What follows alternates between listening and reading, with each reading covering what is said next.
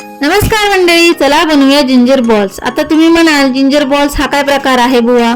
तर ginger balls म्हणजेच आलेपाक। तर आलेपाकाच्या वड्या न बनवता बॉल्स बनवले आहेत। कधीही सर्दी झाली असेल, खोकला झाला असेल, घशात खवखवत असेल किंवा मग ऍसिडिटी झाली असेल, इतकंच नव्हे तर संधिवाताचा त्रास होत असेल तर हे जिंजर बॉल्स बनवायचे आणि 3 ते 6 महिने छान स्टोअर करून ठेवायचे। लागेल तेव्हा चघळायचे। लहानांपासून ते वृद्धांपर्यंत सर्वांना आवडणारे, अगदी खात्रीने।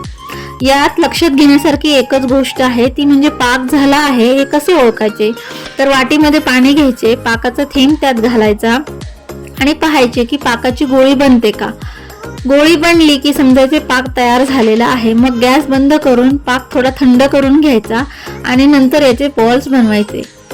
चला आता मग पटकन बनवा आणि आता मी तुम्हाला भेटते नेक्स्ट रेसिपी मध्ये। तोपर्यंत मस्त खा आणि स्वस्थ रहा।